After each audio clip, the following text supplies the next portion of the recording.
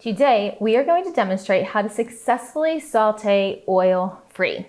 That is really important from a culinary perspective because it helps to deliver flavors to our palate, it helps to balance flavors in meals, and it adds richness and smoothness to dishes.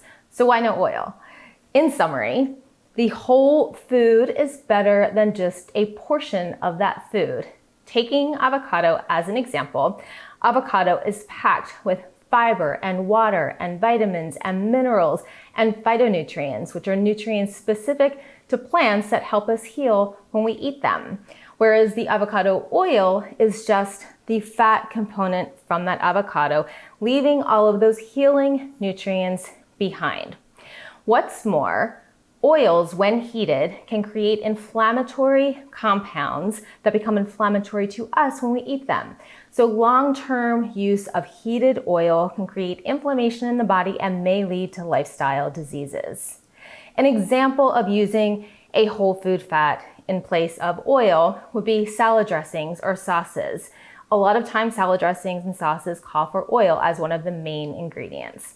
Instead of using oil, you can use a whole food fat source. So avocado creates a delicious, creamy, rich base for salad dressings and sauces. Cashews and seeds, so any nuts and seeds can create a creamy base for dressings and sauces. So substituting the whole food in place of the oil is going to give you much more nutrition and minimize your risk of lifestyle diseases. Okay, let's do a little fun oil-free exercise. There are three main practices that you'll want to implement to successfully saute oil-free. The first practice is to get the pan nice and hot. By heating the pan nice and hot, it closes the pores at the bottom of the pan and it helps to prevent the food from sticking to the bottom. The second practice is to continuously stir. So no matter what you are dry sauteing, whether it's onions or celery or carrots, keep an eye on it, don't walk away. Continuously stir your food to prevent it from sticking to the bottom of the pan. The third practice is to keep on hand a little bit of water or vegetable broth to deglaze that pan whenever it needs you. You only need a little bit, a tablespoon or two will do. And by adding just a little bit of water or vegetable broth, it'll help to loosen up the food at the bottom of the pan and you can continue to saute without any oil successfully. Okay, so for dry sauteing, the very first step for successful dry sauteing is to get the pan nice and hot. So we're going to turn the heat on medium-high heat, and then we're going to do what's called the mercury ball test with a droplet of water or several droplets of water. So every 15 seconds or so, you're going to add a droplet of water to this hot pan. If the water disperses, I'll show an example. If the water disperses or splatters, it means the pan is not yet hot enough ready for food. Right now it's not even moving. The pan is not hot. So you're going to do this in 15-second increments, and once the water forms a mercury ball, that'll tell you that the pan is ready for food because the pores will be tight enough in the pan that it'll help to prevent the food from sticking. So the water is now just bubbling a little bit, showing us that the pan's getting hot. And we're going to add another, you only need a drop. So you can see it's bubbling and splattering a little bit. Pan is still not ready for the onion or whatever vegetable you choose to dry saute.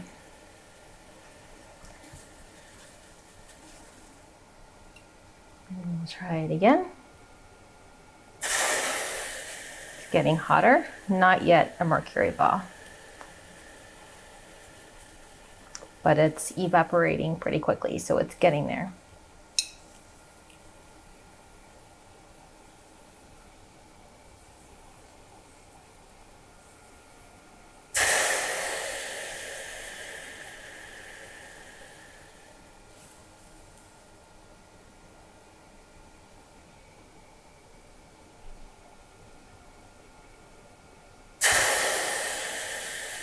getting closer. You can see tiny little mercury balls on the side, but the middle's still a little bit splattering just a little bit. So we'll wait another 15 seconds and then we'll add another droplet, and it should be getting close to being hot enough. Very close. We're almost there.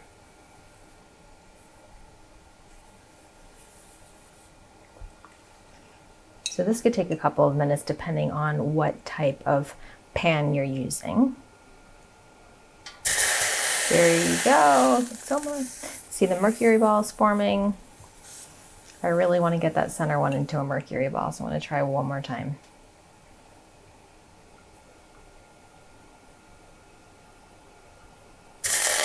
There you go. There's your mercury ball.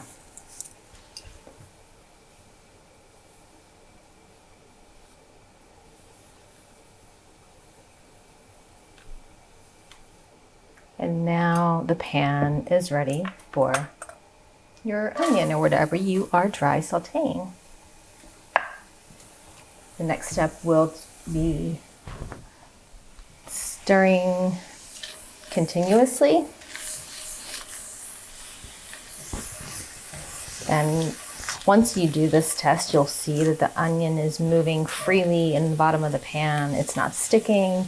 You can feel the smoothness of the bottom of the pan because it's nice and hot. And you can see that the onion is starting to become translucent already.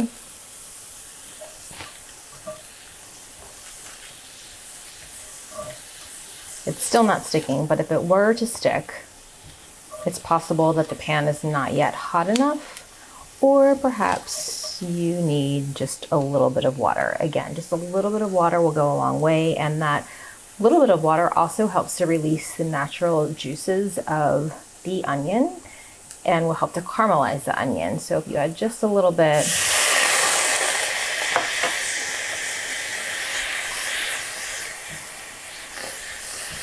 you'll see that it helps to deglaze the pan and it caramelizes the onion a bit. You can add a little bit more to continue to caramelize. You might want to turn the heat down a little bit while you're caramelizing the onion.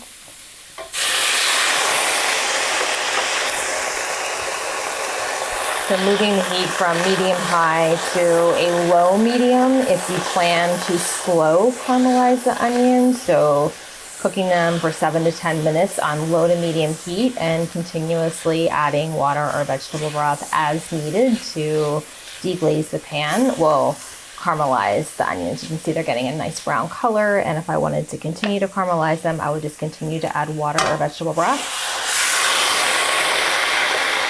I think the pan's still a little bit too hot, but once it gets, this pan holds heat very well. So it's going to take a minute for the heat to come down. But once it does, these onions, the water won't evaporate as quickly and the onions will continue to caramelize. So that is successful dry sautéing, or sautéing without oil and just using vegetable broth or water. And I encourage you to try the mercury ball test at home. Now that you know how to successfully dry sauté without any oil, it's time for you to get started. So grab your favorite pan, cut up some vegetables like onions or carrots or celery, grab your water or vegetable broth so that you're ready to deglaze the pan whenever it needs you, and get started. So you want to start by heating that pan nice and hot. Perhaps you can even do the mercury ball test that we just demonstrated. Add your vegetables, stir consistently, and add the water or vegetable broth as needed. All of these practices are going to set you up for success when it comes to oil-free sautéing. Make sure to comment below, let us know all about your experience, including what type of pan you used, what vegetables you decided to dry sauté, and any successes or challenges you experienced along the way. We can't wait to hear all about it.